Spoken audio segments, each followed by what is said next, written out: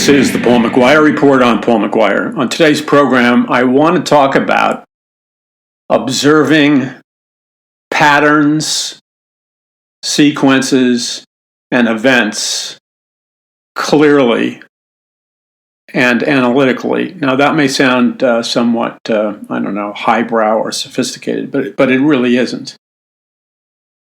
What I'm simply talking about is that God has given us faculties of perception with our eyes, ears, and other senses. In addition, God has given us a brain or a mind where we can make meaning out of the perceptions. And so you and I live in an age where there is an ongoing attempt, to influence our minds by manipulating external reality to whatever degree.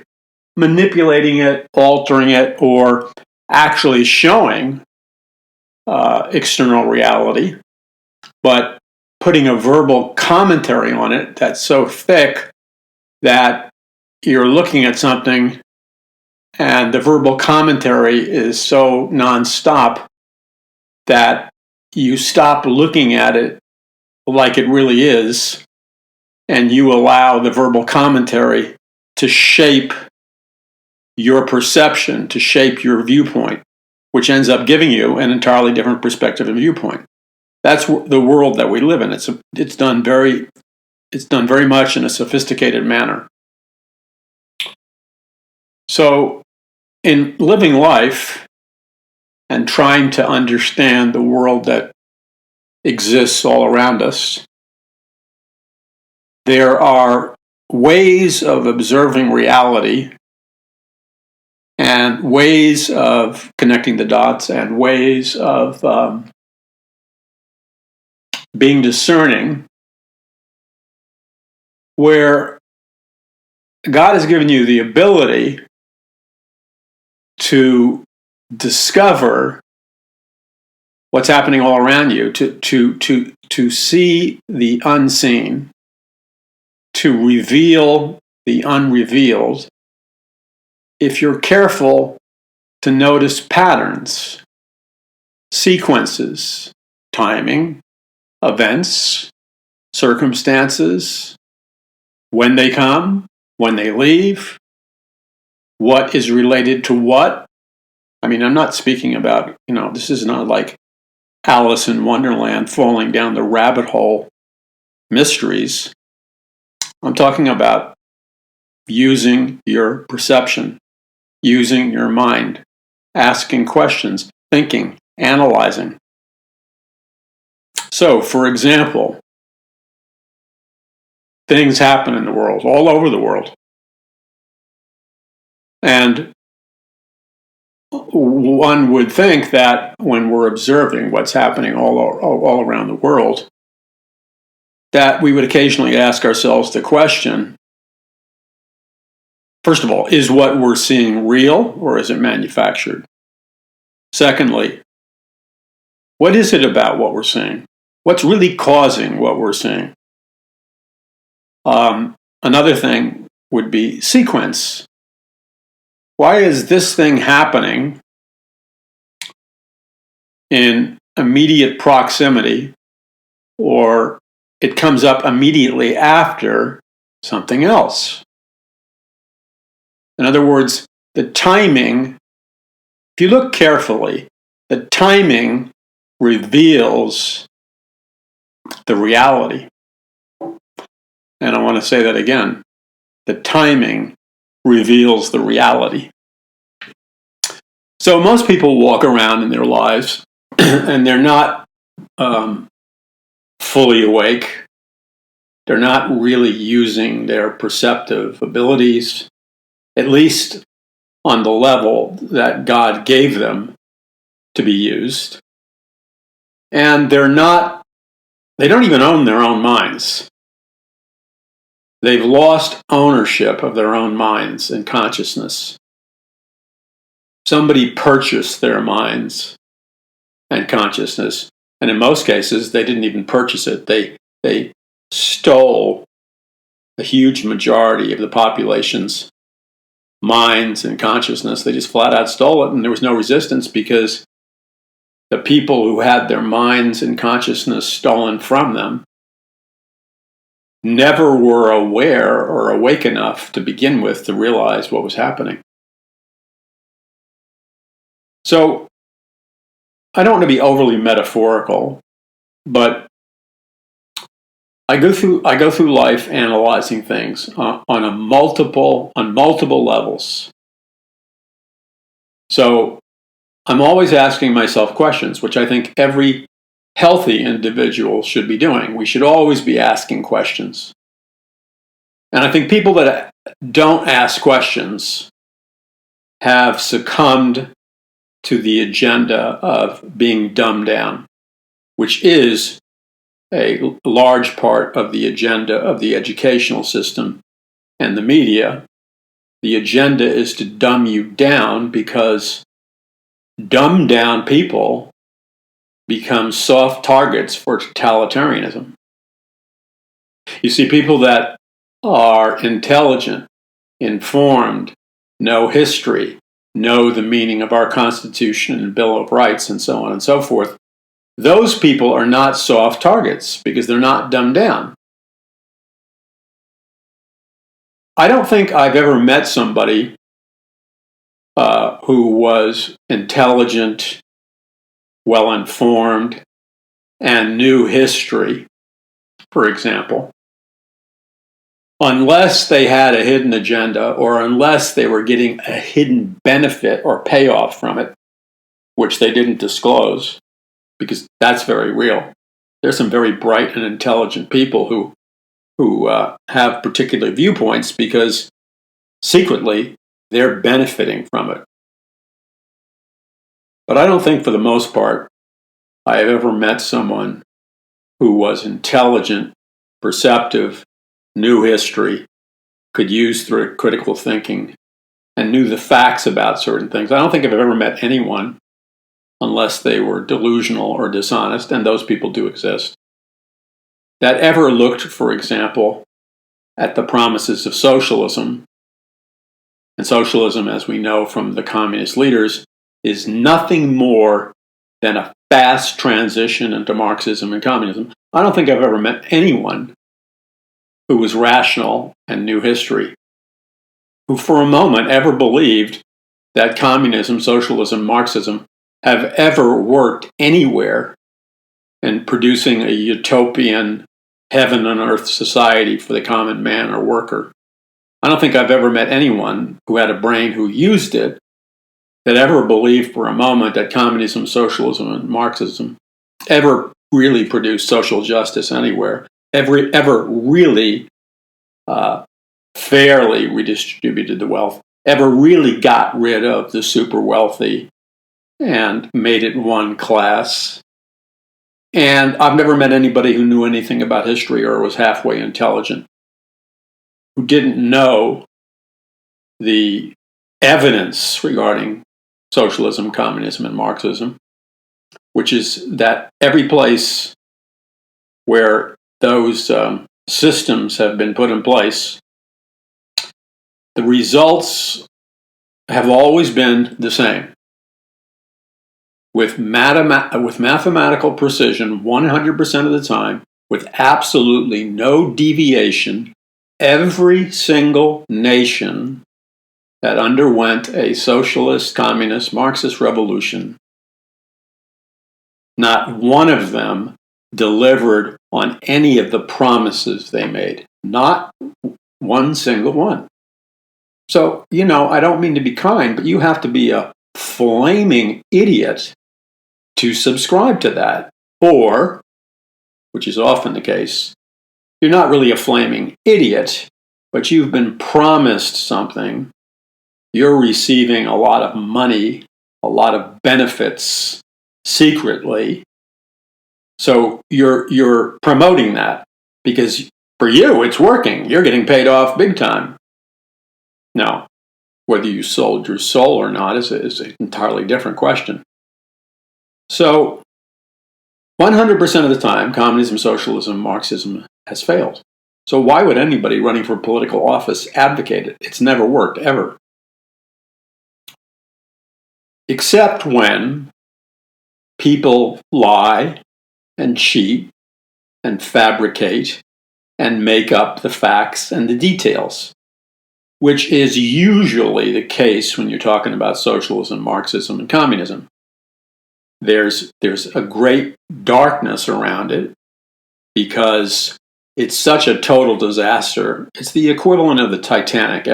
Just about everybody goes down and dies on the ship called communism. So communism can only advance one way, just like socialism advances one way and Marxism advances one way. It can only advance by deceit, by deception, by brainwashing, by lies and propaganda. It never advances on the truth.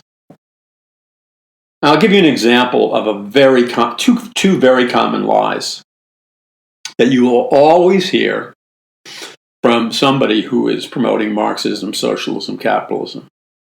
The first one is they will point out to you that there are successful socialist societies, and they will name nations in Scandinavia and Denmark and those European nations as examples of highly successful socialist societies. They were naming those nations as examples of highly successful socialist societies when I was 15 years old, and people were trying to convert me to socialism. The problem is that is a blatant lie. The idea that these Scandinavian nations in Denmark and so on and so forth are successful socialist nations is a total lie. Totally. All of their wealth, all of their prosperity, all of their inventions, all of their technology has absolutely nothing to do with socialism, and all flows directly into the fact that before they became socialists, they were highly successful capitalist nations. So socialism had absolutely nothing to do with their prosperity. Nothing. In fact, socialism is now destroying very quickly, eroding very quickly, the so-called prosperity of the so-called successful socialist nations. They're all in decline rapidly. One reason is they're absorbing a large migrant population, which hates the culture of the nations that they're being invited into by the globalists. But all of these successful socialist societies are crashing and burning. Not because of capitalism.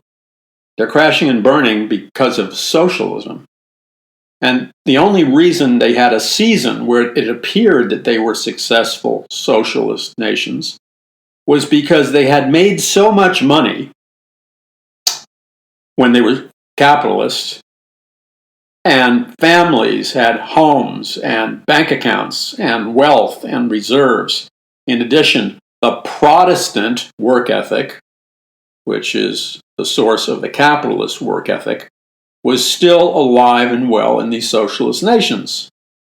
So it's the equivalent of, let's say we're in the Olympics and we're going to have a track meet, okay? And let's say we have 7 runners on the field, okay, in a track meet. And let's say 3 of the runners are from communist socialist nations and 3 or 4 of the runners are from capitalist nations.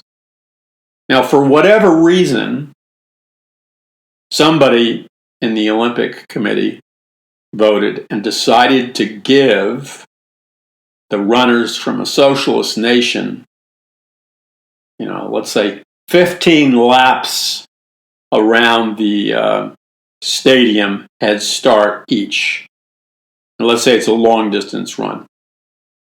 So the runners from the socialist nation get a boost of getting an additional unearned 15 laps around the stadium. So even though the gun goes off and it appears that all the runners are starting the race at the same time, the three runners from the socialist nation already have in their bank, so to speak, 15 laps around the stadium, which creates an enormous handicap for the runners in the capitalist nations to overcome.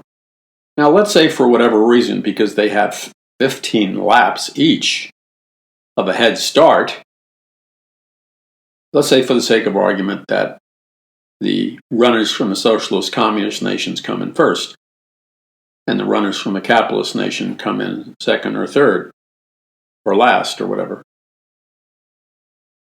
And then we analyze it. Did the runners from the socialist nations, were they trained better? Were they better athletes? Is that why they got the gold, silver, bronze medals? Is that why? No. The reality is they got the gold, silver, bronze medals because they got a free bonus of 15 free laps completed. In other words, they cheated. They cheated, but they cheated legally. Legally according to the Olympic Committee. So it's not a fair comparison, it's rigged. So in the same way, whenever you hear a socialist blabbing the same exact argument that socialists blabbed 40 years ago, and they tell you, well, look at all these socialist nations that are prosperous and successful. These are examples of successful socialist nations. They leave out the fact that these successful socialist nations got 15 free laps around the Olympic running stadium free. In other words, they had a long heritage of successful capitalist enterprise and a Protestant work ethic where the families and individuals made a lot of money, accumulated a lot of wealth, accumulated land and property and bank accounts and investments and businesses and everything else. So they started with 15 laps free. So when you look at the success, or used to be success, of these socialist nations and use them as a testimony for the success of socialism or communism, it's based on a lie.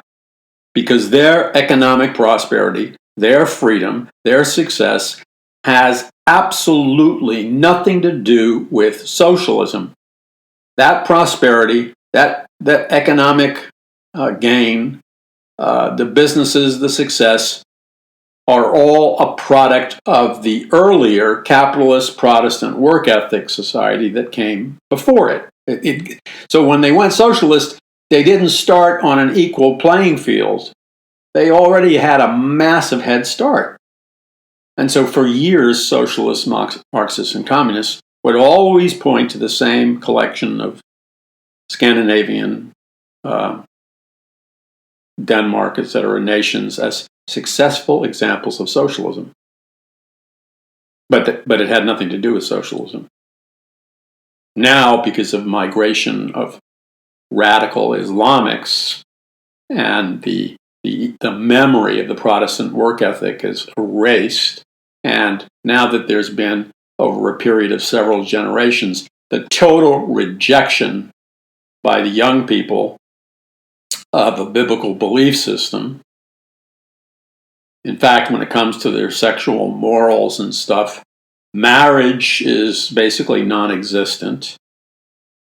Nobody in who are Europeans in these nations, nobody wants to reproduce, so they have basically something between a 0% growth rate or like a 1%, or maybe at the highest, a 2% growth rate. The only actual growth rate they have in population is due to the militant Islamic people flooding into their nation. So they're going downhill economically. So we have to always deal with that because you're going to get that lie up front. That lie will always be said. Now, the second lie is the same lie they used 40 years ago, which is we're still working on perfecting communism and Marxism. Communism and Marxism is successful, they say, but it's a work in progress. Well, give me a break, man. I mean, it's been 45, 50 years, longer than that. And the work in progress has not shown any evidence of socialism, communism, Marxism being a success. In fact, the exact opposite is true. The historical record, as I've said before in the Paul McGuire Report, of communism, Marxism, and socialism is a total nightmare and a disaster. The people are economically impoverished. They have lost all of their freedoms, like freedom of speech, freedom of religion, freedom of the press. They live in a police state where they can be arrested in the middle of the night, thrown into a concentration camp, killed.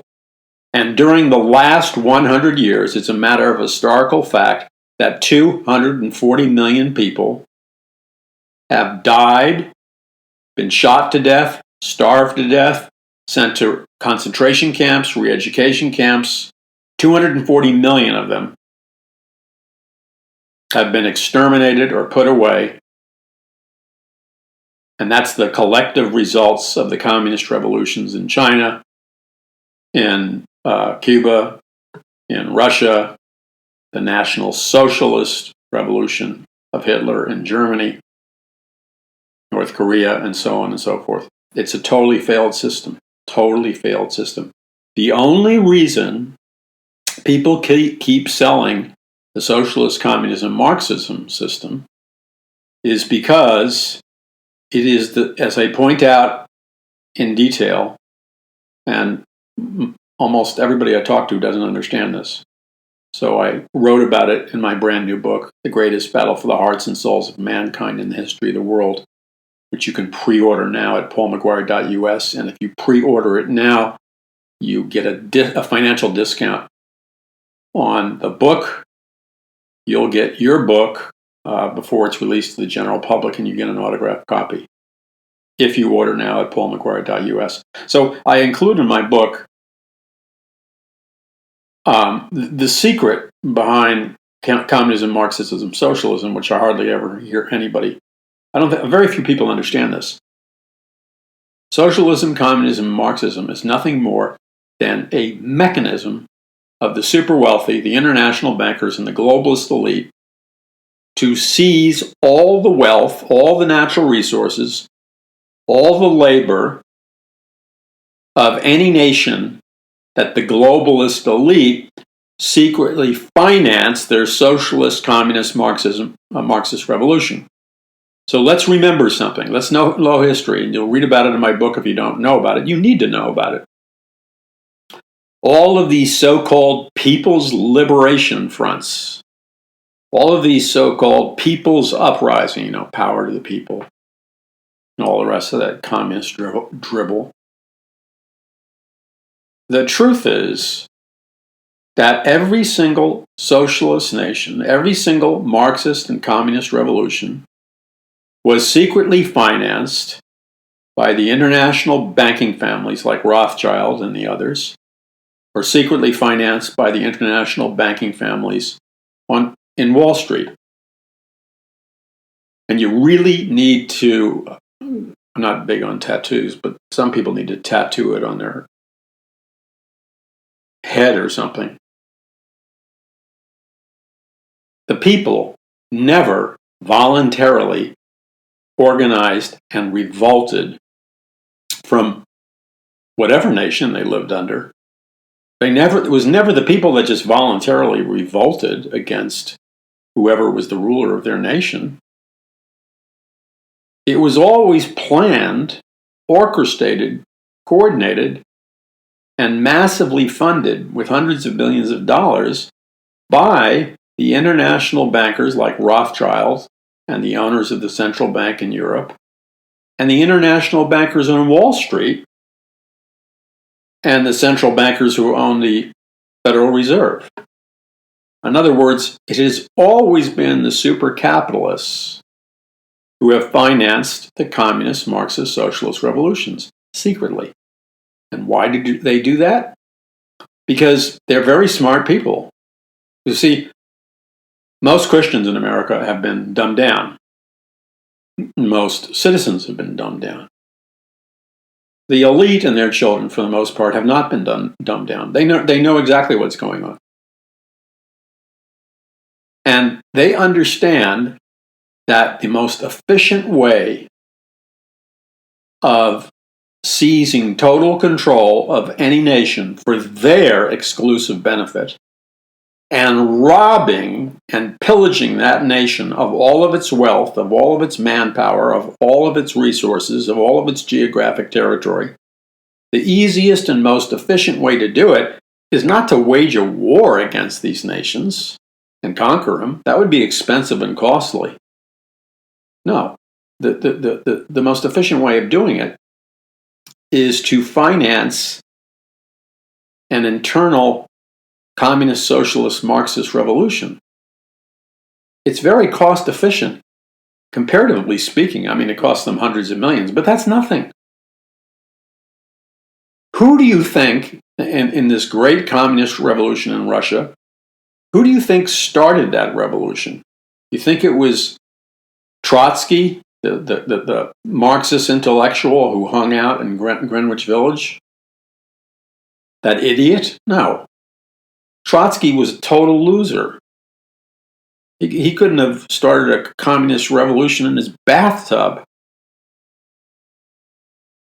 He had a newsletter, a communist newsletter, that he used to pass around the East Village, the whole village in Manhattan.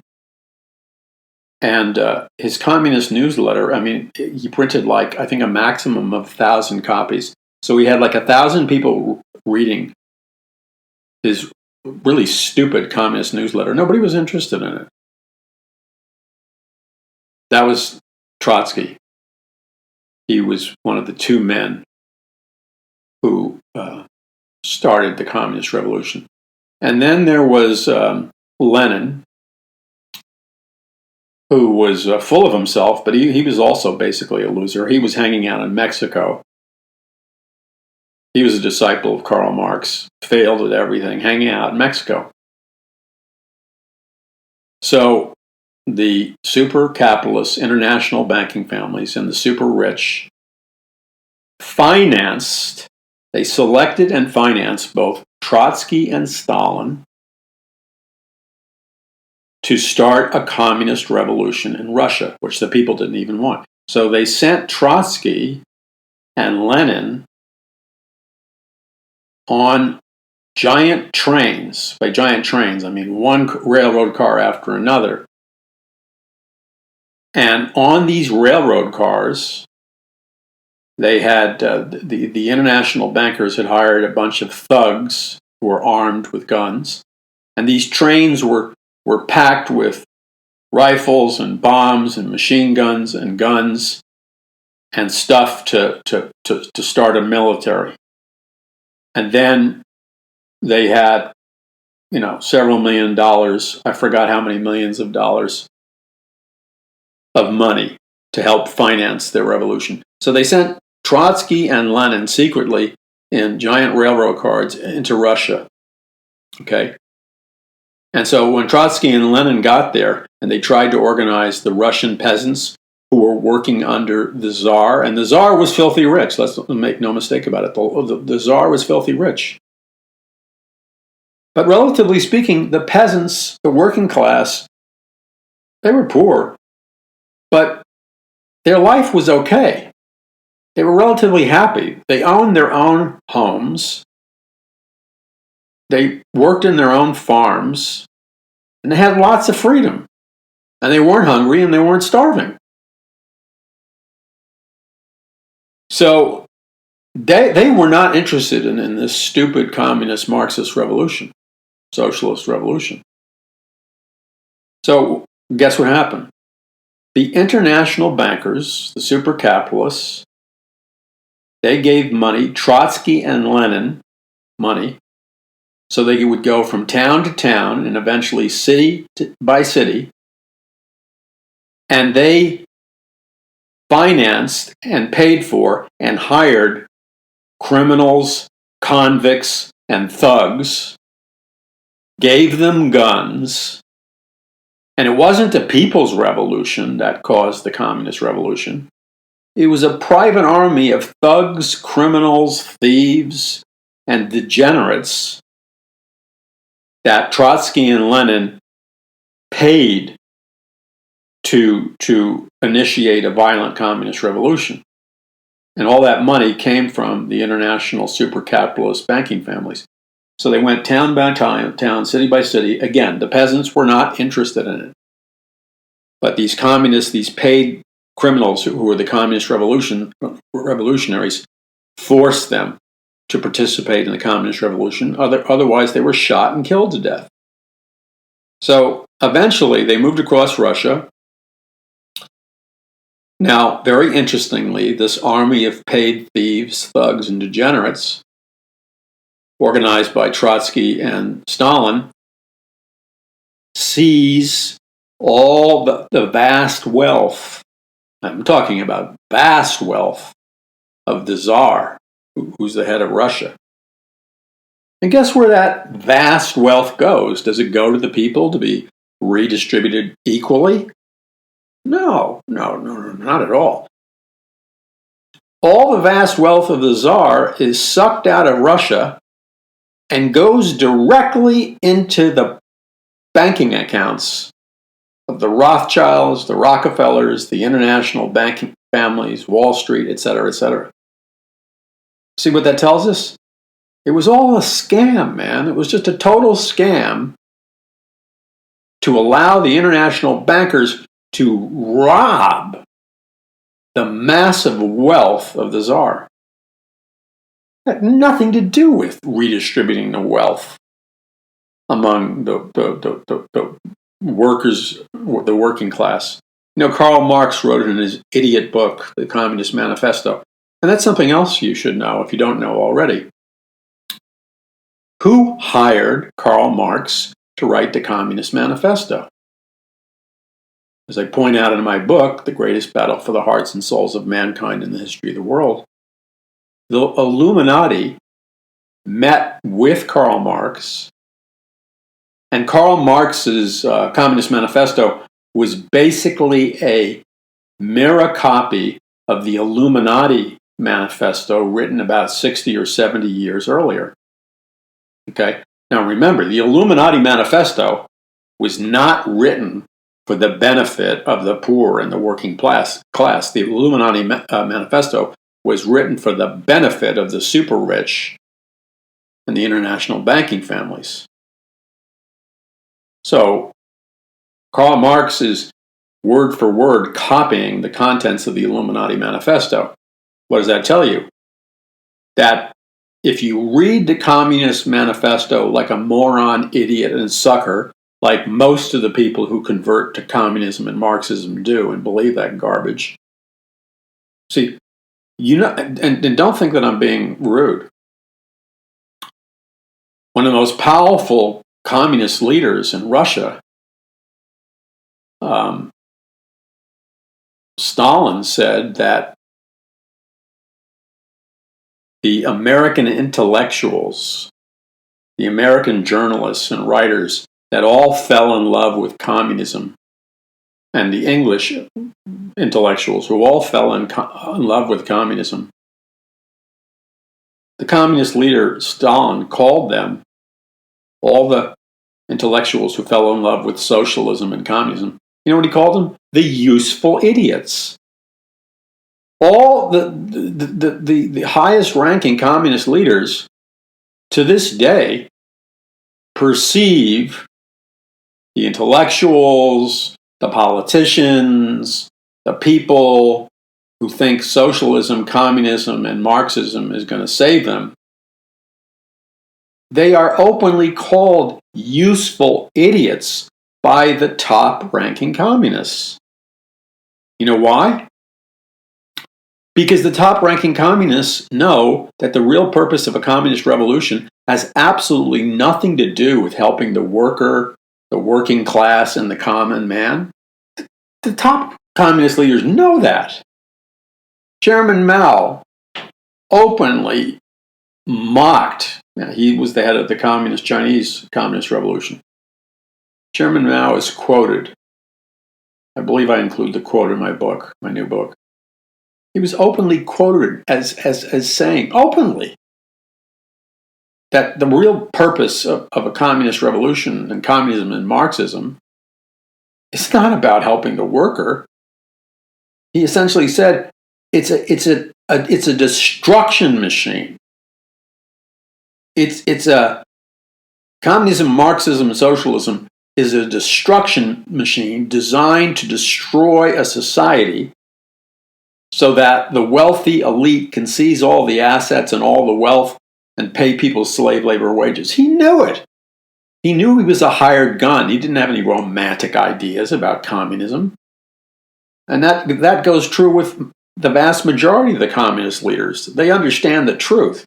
And that's why they call these idealistic Americans and all these fools in America right now who should know better, who are promoting socialism. These people are so dumbed down that I guarantee you the communist leaders around the world are calling them useful idiots. Now, let's not be naive. The people who are promoting socialism right now, they're getting a massively huge personal benefit for promoting socialism. They're getting massive amounts of money to finance their campaign. They're getting massive amounts of money to give them the high life lifestyle. And they're getting massive amounts of money to win high political offices where they will live like kings and queens. So you can pretty well bet that they know the truth about communism, Marxism, socialism. It's just a seduction for the fools. But they intend to ride high. They're not going to share any wealth. How stupid can you be? When I hear Christian pastors, and I hear people from all races, and sadly to say, many people with advanced educational degrees from Harvard and Yale and stuff, mouth this absolute stupidity about a worker's paradise and fairly redistributing the wealth and social justice and all these promises, which are nothing more than flat out lies and seductions to hook people. See, communism, Marxism, socialism advances on brainwashing and deception. Because what happens is there has never been a communist revolution that has ever, not one, there's not one communist, Marxist, socialist revolution that has ever produced social justice, that has ever fairly redistributed the wealth, and that has ever improved the lot of the working people. In fact, it has created hell on earth for the working class and the poor middle class. It has created hell on earth. They lose all their freedoms. They're promised that they're going to be free. No, they lose all their freedoms. They no longer have freedom of speech. They no longer have freedom of the press. They no longer have freedom of religion. They no longer have freedom to bear arms. And notice, too, that in every single communist revolution, including the National Socialist Revolution of Adolf Hitler, immediately before they had their Communist Marxist Socialist Revolution or National Socialist Revolution, immediately before that happened, all the guns were taken away from the mass population so that the people would be defenseless when the hired thugs of a communist revolution came around and overthrew the society violently. And let me just give you a little historical example of how that plays out so we don't have any false romantic ideas about things. That means you have hired thugs, hired armies, hired criminals, heavily armed, paid for by the international bankers, organized by the communist revolutionaries that are getting paid. And they go into cities and towns and farming areas, and they take out their guns and their machine guns, and they just slaughter the people by shooting them with round after round of bullets. They just throw grenades. They blast them to death with a hail of bullets. There's blood everywhere. There's bodies everywhere. I'm not talking about 12, 20 bodies. I'm not talking about 30 bodies. I'm talking about going into a city and killing 100,000, 500,000 people in a hail of bullets. I'm talking about deliberately cutting off the food supply so that millions of people are starving to death deliberately and die.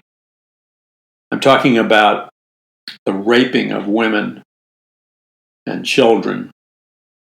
I'm talking about arresting them for no reason, making them work like dogs and pigs and animals in concentration camps till they drop dead. And you know why that is? Because the people who are really behind it are the international bankers. And now they get what they really wanted to begin with. You see, the financing of the socialist, communist, Marxist revolution is all an illusion. Not only do they get to steal all the money out of these nations, but under the pretense of the revolution, they get to exploit all the men and women and boys and girls of that nation to work in factories in the fields. And now the globalist elite, the super wealthy, can use them legally as slaves and pay them slave labor wages, which means maybe a bowl of rice or soup, and you're working 12 hours a day. And all that profit goes into the globalist elite. See, communism is a scam mechanism. It's an illusion. And yet I hear people on TV all the time, college-educated people, blabbing on about how social justice is going to come. You stupid, uneducated moron. You are begging for hell on earth. And when I call you a stupid, uneducated moron, this is not a derogatory comment. I'm talking to people that have degrees from Yale and Harvard and Princeton and many colleges. You are the ones that I'm calling the stupid, uneducated morons. Because you never bothered to think when you sat your posterior in the classroom. Like a big, fat sponge, you just soaked up all the garbage that was programmed into you. You never bothered to open a book and look at the pictures of what really happened in the communist revolutions. You just regurgitated like a simpleton what the professor told you. You hoard yourself out to get a grade. Okay? You didn't think for yourself. You haven't looked at the old black and white movies and the black and white news footage. See, you didn't do any homework. Or you'd see in black and white film and black and white photographs and newspaper reports and books, you'd see an avalanche of evidence of the brutality and the monstrosity and the cruelness and the brutal, evil, satanic truth of what communism, Marxism, socialism is. But because of your stupidity and your laziness, you're going to bring down hell on earth upon yourself, your family, your relatives, your community. And by then it'll be too late. Because the way communism works is once you cross over the line and you enter into that worker's paradise and the brainwashing begins to wear off, you quickly recognize that what you thought was a worker's paradise, a utopia on earth, is a gigantic prison. But now the door is locked and you can't get out. And do you think those of you that have the advanced degrees or whatever and educational credentials, are you so stupid? Really? I'm from New York City. I grew up in Queens. I'm very educated. I've attended colleges and universities, but my real education is I've devoured thousands and thousands of books. I just didn't regurgitate like some simpleton what the professor told me. Do you really think, fool, that because you helped in the socialist communist revolution, which Soros and others are paying for, who do you think Soros is an agent of? Who do you think Soros is, simpleton? Who do you think he is? You think he's a nice guy who cares about you? My God. You know, you wouldn't survive in the streets of any inner city in America. They would have you for lunch because you're so stupid and gullible. You think Soros is a nice guy and he's really about good things? And there's many of you that are college educated, and you're so full of yourselves and you're so proud and so arrogant and so rigid in your thinking that you will go down because you're committed to the denial of truth, because you're being paid money to do what you do. And you know who I'm talking about. You know who you are. You're being paid money to do what you do. But you never bothered to think that you're being paid cheap. You're being paid cheap. And you're so committed and so filled with hate that you can't see the truth. Which is, if you are to succeed and you initiate your communist, socialist, Marxist revolution, you are really so delusional that you think you're going to get rewarded, that you're going to get special treatment. A very tiny minority of you will. The overwhelming majority of you are not going to get special treatment. Why do you think Stalin and the other communist leaders call you the useful idiots? Because once you have served their purpose, what do you think happens to you? Now, I'm not asking you to believe me, but I'm asking you to get off your butt and do a little homework and read historically how the communist leaders treat the useful idiots who helped organize the revolution for the international bankers. And then you'll discover what your destiny is.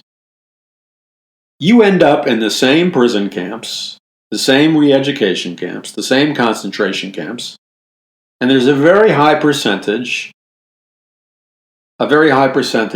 that you will be shot and killed to death, just like everybody else. Because in order for a communist society to be implemented, there must be the mass annihilation of the population, because they don't want anybody around who thinks and questions. And those of you that are serving this thing, you're going to have a come to Jesus meeting when you get inside what you think is workers' paradise and it turns out to be a re-education camp. And they know that. They know you're right now you're rigid, you're angry, you don't like what I'm saying, you hate me, and that's fine.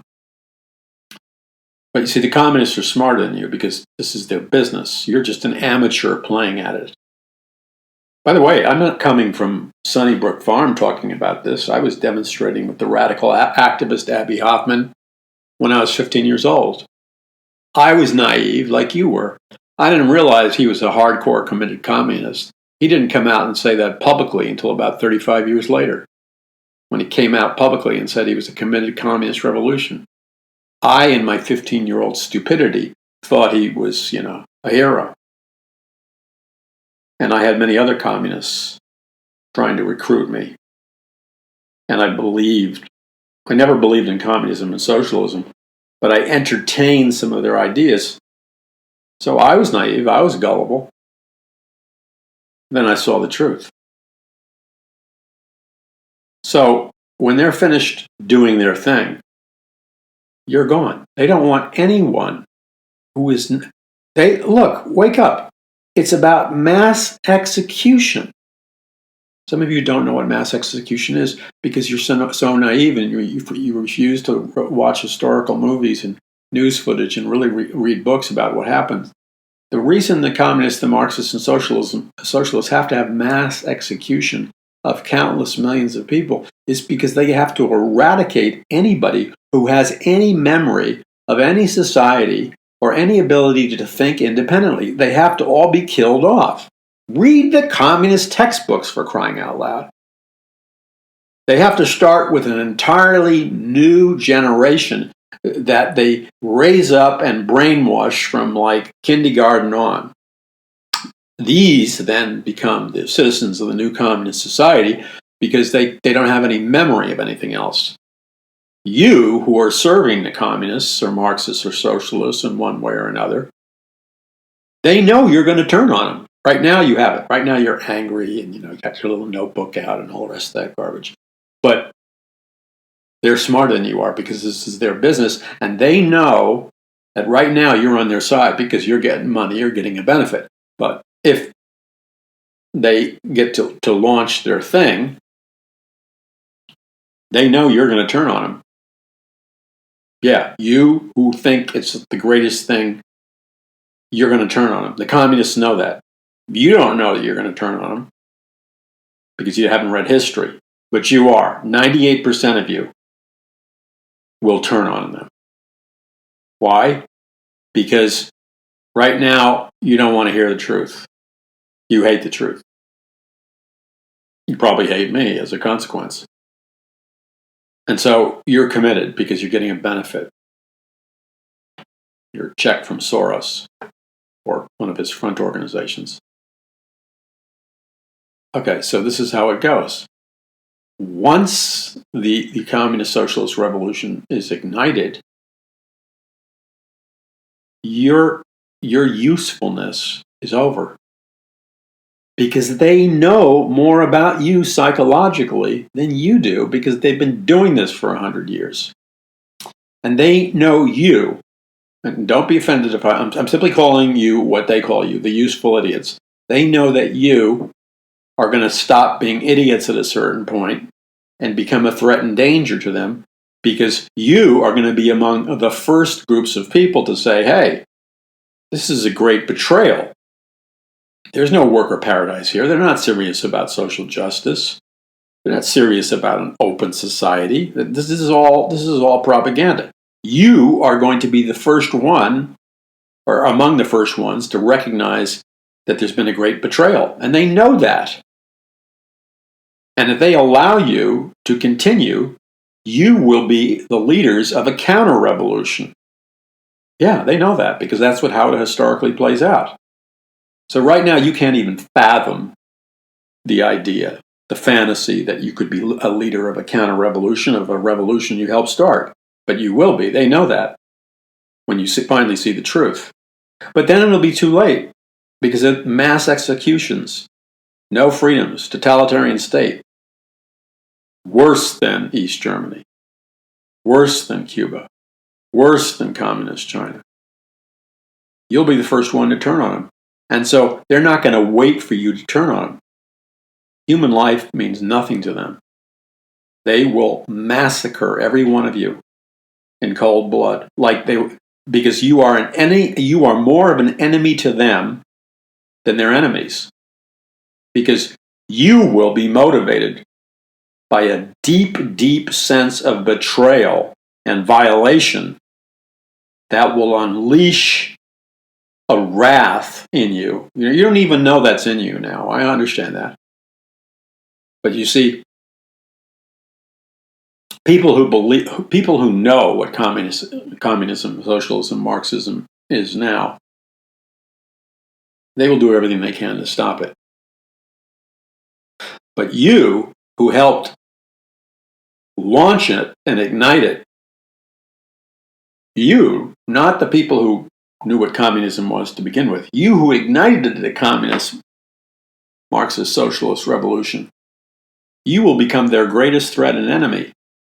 Because you will have the psychological component of knowing firsthand that you personally have been betrayed, violated, used, and you can't believe that you're going to experience these emotions, but they know that you will. I know that you will because I've read history. Your sense of betrayal and indignation will be so strong because you will personally have been betrayed. And it won't hit you till the benefits stop and they put you in the same camp as their enemies. Then, it's only then that the light bulb will go on.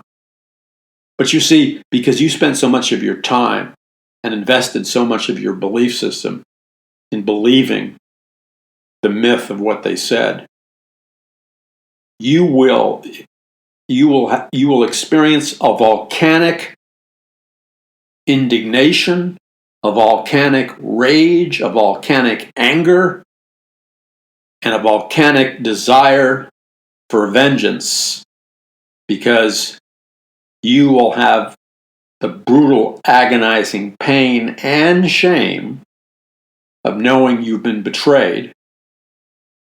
And the ethical part of you, which is not really operational right now, will rise inside you, and you will, out of a sense of an awakening of the ethical standard that does exist inside you, you will see the evil and corruption of this, and you will be the most militant and the most committed and the most dangerous of all their enemies. Do you understand what I'm saying?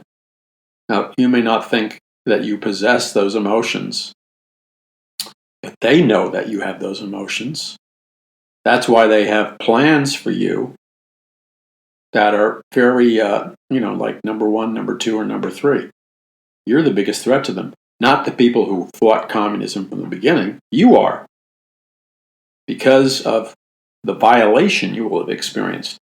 And you're listening to me, and you can't believe it. So that's fine. But you'll remember what I said. You will remember. But you will be their most dangerous enemies. And rightfully so. It would be great if you could open your eyes now. It would be really excellent if you would read history now.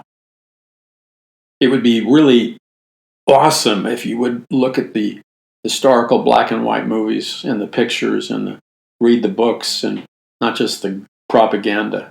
It would be great if you really knew the heart and motive of the people that are giving you money. You are being conned. Okay, I've said it. I need to say it. I want to add something, though, to this. There's another component here.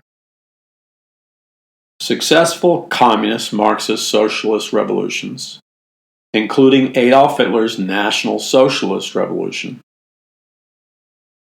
always infiltrated and recruited the leadership of the Christian church in order to successfully accomplish their revolutions. And so in the United States right now and in Europe, we have a growing percentage of people inside the so-called evangelical church, or what I call the new evangelical churches, and many of the, not all, but many of the church growth movement churches. I'm not making a blanket condemnation. But you are, because you too have refused to be educated, and they perceive you as a useful idiot as well. And let me give you a perfect example. And I don't normally name names, but I'm going to name this name because it's so outrageous that it must be named. Those of you in the leadership of the Southern Baptist Convention, or those of you that have any power or influence or belong to the Southern Baptist Convention, but the leadership of the Southern Baptist Convention completely sold out to become co-workers in a Marxist, socialist, communist revolution. Oh yeah, I know you're in denial of it. But that's exactly what you did. You sold your soul to the devil, and nothing less, when you agreed to affirm critical race theory. And then I read your published statement defending it, which was the most lucid hypocrisy I've ever read in my life. It was filled with lies and distortions. Lies that you don't even realize you revealed. And I'll give you an example. The very fact that when you wrote your affirmation of critical race theory, the very fact that you deliberately and consciously omitted the names of Marxism, socialism, communism, the Frankfurt School Marxists, as the originators and the creators of critical theory, the very fact that you admitted that and instead referred to some kind of ambiguous, oh, we have to work with certain groups that are not Christians. No, my friend, that phraseology revealed your heart and it revealed your intent. You see, the fact that you deliberately concealed the fact that you know that critical theory is a mechanism of destruction of the church and society developed by the Marxists, the Frankfurt School Marxists, and that critical race theory, race really has nothing to do with it. It's just race is, you try to dress up your dishonesty as if you were concerned about racial reconciliation, which was a complete lie, and you know it. Critical theory, whether it's critical race theory or theological higher criticism, has nothing to do with race. It has to do with the destruction of the church and society to turn it into a Marxist state. You knew that. And you know why I know you knew that? Because you bent over backwards. You obviously hired theology professors, denominational leadership, and lawyers to craft your apologetic and your affirmation of critical race theory. Yes, you in the Southern Baptist Convention. But you see, the wording, and most of all, the wording, but more so, the conspicuous absence of wording in what you deliberately chose to have left out, exposed your heart. Yeah, you didn't realize it, but you exposed your heart. Because when you deliberately made no reference to what should have been the preface to because you were trying to explain what critical race theory was, so you could justify your affirmation of it. But the fact that you left out the all-important disclosure that all critical theory has been and is a mechanism of destroying the church and destroying a society in order to bring about a Marxist, socialist, communist revolution. Because you deliberately left out the historical fact, that critical race theory was developed by the Frankfurt School Marxists for the purpose of destruction of capitalist Christian societies in the church so that they can have a communist Marxist revolution. You deliberately left that out. And thus, in doing so, because it should have been there. It should have been there from a legal standpoint, it should have been there from a theological standpoint, and it should have been there from a literary standpoint, a rational standpoint. It should have been there. The fact that you chose to leave it out was the big tip-off where you revealed yourself without really understanding how clearly to perceptive people you revealed yourself. And what you revealed was that your intent was to deceive. Yeah, those are strong words, but they're true. Your intent was to deceive. There was no innocence in your affirmation. Nobody pulled the wool over your eyes. You intended to deceive. That's my opinion. You intended to deceive. Otherwise, why did you not reference the fact? Because this is common understanding among college professors. It should be common understanding among theology professors that you obviously use to help craft your statement. It's common knowledge that critical theory has been a systematic tool used by Marxists, developed by the Frankfurt Marxist School, to deconstruct and destroy the Christian religion. A case in point would be that the Frankfurt School Marxists created what was called the German schools of theological higher criticism, critical theory. And when all the German pastors and the German denominational leaders and the ordinary Christians, when all these evangelical Christians, leaders, pastors, and so on and so forth, went through the German schools of theological higher criticism, by the time they graduated, they were so deeply indoctrinated and had their minds shattered by the mechanism called critical race theory, which in this critical theory, which in this case was called theological higher criticism. Which these are all fancy words that mean simply what you're using is criticism as a method of shredding to pieces something. So you hyper criticize. That's what critical theory is. You hyper criticize the Bible. You put Christians through a training process that you call theological education, and you hyper criticize, that's critical theory, everything about the Bible which gives testimony to the fact that there was a real creation, a real Adam and Eve, a real supernatural God, a real creator, a real heaven and hell, a real Jesus Christ who resurrected from the dead, a real virgin birth, a real Virgin Mary. The Red Sea really did part. Jesus Christ really was born of a virgin and performed supernatural miracles of healing and deliverance. And all the miracles in the Bible are true. And the Bible is supernaturally written by God. And Jesus Christ is going to return at the second coming. There will be a new heaven and a new earth, New Jerusalem.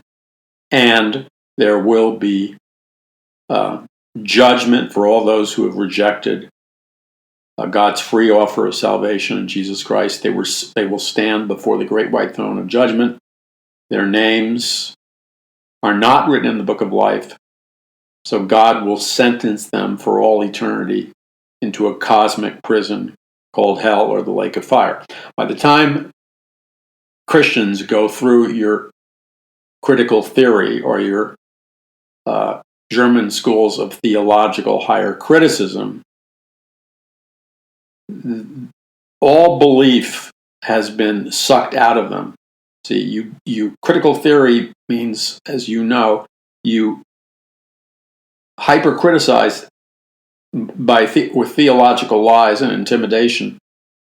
You destroyed and broke down all of their belief and faith in the supernatural aspects of the Bible, the authority of the Bible, and the reality of the infinite personal living God of the universe and the Lordship of Jesus Christ. You destroyed it through theological schools of higher criticism, which created several generations of Germans that were so filled with Christians that were so filled with unbelief that it was a walk in the park for Adolf Hitler, who was demon-possessed and put into power by very dedicated secret occult societies that believed in the supernatural. It was just demonic, satanic supernatural power. That was real. That was to be applauded. That was to be reinforced. And so Hitler rose to power, voted into office by all the Christians who were brainwashed by your schools of theological higher criticism. They lost all ability to spiritually discern, and so they voted Hitler into power, and the net result was the Holocaust and the mass sacrificial killing of over 7 million people in the gas chambers, the concentration camps, the death camps, and the showers of Nazi Germany. And so you, in the Southern Baptist Convention, I don't know how you live with yourselves, quite honestly. I don't know how you live with yourselves. You'd think your conscience would bother you. I don't understand why it was. Well, from a theological reason, the only way you could live with yourself is that the Lord has allowed you to give yourself over to a reprobate mind. that you have joined the apostasy, the great falling away from the truth. Now, I'm not your judge, so I don't know if you've given yourself over to a reprobate mind. But if you remember anything of the Bible, if you've given yourself over to a reprobate mind, that means you've given yourself over completely to satanic deception, and there's no coming back. I don't know if that's the case. But one has to ask at the end of the day, how is it that you could possibly affirm, embrace, or accept critical theory? Whether it's critical race theory or German school of theological higher criticism theory. It's the same mechanism. They just they use different, things to grab people. So here's my question, and I hope those of you that know Southern Baptists really take this as a mission, and you spread this message far and wide to Southern Baptists, to Southern Baptist pastors, and to the Southern Baptist Convention. Because they need to have a face-to-face talk that's truthful. Because they've done something very evil. And it's not going to get to them unless you take it upon yourself to make sure it gets to them. But the final question I would have to ask is, how are you going to claim to evangelize? How are you going to claim to develop Christian youth and deceive yourselves into thinking that you're training Christian youth and young people to walk in the ways of the Lord when you've allowed an abomination of evil and hell and selling out? I mean, you sold out like Judas sold out. You realize that. Critical theory is not, ice cream. Critical theory is a demonic deconstruction of biblical faith, and you affirmed it. So you think that the youth you're trying to disciple and the people who are attending your churches all across the country and the men in the pulpits and your theological seminaries, that you can continue on with business as usual? You think that your structure is going to hold together? I mean, do you really think that your structure, your power, your cash flow, or whatever it is you're coveting is going to hold together? It's not going to hold together. Let me tell you why. There will be a percentage, I don't know what percentage, that will follow you blindly no matter what you do. Because they don't hunger after the truth, or you have successfully spiritually deceived them. But there is going to be a percentage, and it doesn't matter if it's a minority percentage. If it's 8%, 12%, 20%, 25%, or more, there will be a split in your denomination. There will be an exodus, whether it's a large exodus or a small exodus, I don't know. But truth spreads. And what you have done is so egregious and so evil and so offensive to God. What are you going to do? Continue to teach Christian married couples to be faithful to each other and not commit adultery? How is that going to work out when you just committed spiritual adultery of the worst kind? Spiritual adultery is when you're unfaithful to the Word of God. And you've been totally unfaithful to the Word of God on a level that far exceeds someone's adultery. And I'm not justifying adultery, but spiritual adultery on the level that you've committed it is a far worse sin. So, I can only hope, I can only pray that among your leadership, some of you, your consciences will be pricked. You will be convicted by the Holy Spirit and repent of what you've done and stand apart from those that are leading you into deception. So that's my prayer. And why am I devoting time to this? Because I was once an atheist. I once was a leftist until I got miraculously saved by Jesus Christ. But I had my theology formed from reading Dr. Francis Schaeffer, who, as you might remember, was and is the greatest Christian theologian, evangelical theologian in the last 100 years. And he warned 40 years ago about the evangelical culture accommodating to the world spirit. And what you have done is precisely what Dr. Francis Schaeffer warned about. You have accommodated to the world spirit and you have sold out to it. And the words that Frank has been working in my book today, The Greatest Battle for the Hearts and Minds of Mankind in the History of the World, and was quoting Schaeffer, and his words were ringing in my ears during the day, where he said, make no mistake about it, that you choose one of two paths. You're choosing the way of humanism, even if you're using Christian words like you've done in the Southern Baptist Convention. You have chosen clearly the way of humanism. So don't deceive yourself. If Schaeffer was here, he would say it far more eloquently than I am. And don't deceive yourself to think that you can lead people down the path of humanism and disguise it with a few Christian words, because it goes in a totally different direction. The direction that God wanted you to go in was faithfulness to his word. You chose not to go in that direction. So there will be consequences. Schaeffer warned that, and he said it's inevitable. And so there will be consequences for you and your churches and the children that go to your churches. There will be serious consequences. So I offer this as a communication to you. Yes, it was strong. Was the strength of the message justified? Absolutely. In fact, it actually warranted a stronger response. But I've delivered the message that my conscience demanded that I deliver to you. And I pray that people who love the truth of God's word and are not willing to compromise will be convicted by the power of the Holy Spirit and do what they can to get it before your eyes, so that you might repent before the Lord deals with you. And that's all I have to say. You're listening to the Paul McGuire Report. I'm Paul McGuire. Thank you for listening. Remember, we have a Paradise Mountain Church meeting coming up next week. The address and the time, you have to pre-register. Obviously, the meeting's free. Obviously, parking is free. I'd love to see you there. Join me there. You can order your copy of The Greatest Battle for the Hearts and Minds of Mankind in the History of the World.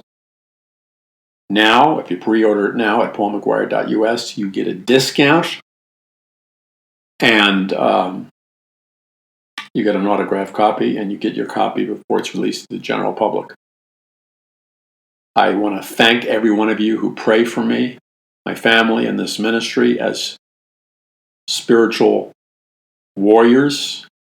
Thank you for your prayers, and I need you to continue to pray for me. And I want to thank all of you who are obedient to the Holy Spirit when he directs you to send these messages, like today's message, to spread it using your links and your social media so it gets into the hands of people that need to hear it. And finally, I thank God for every one of you who are obedient to the Lord, and as the Lord speaks to you regarding making a financial contribution or donation, whether it's a very large gift or a small gift or faithful regular gift, whatever it is, the idea being whatever God tells you to do, you're obeying him. I thank God for each and every one of you. I truly do, because without your financial partnership, without your prayer partnership, without you willing to distribute the messages, then we would not be able to achieve the goal, which is to communicate the truth, even if the truth is tough. And even if, look, I don't expect any applauses for this message, believe me. But it had to be said. It has to be said. God bless you. I'm Paul McGuire. Visit paulmcguire.us.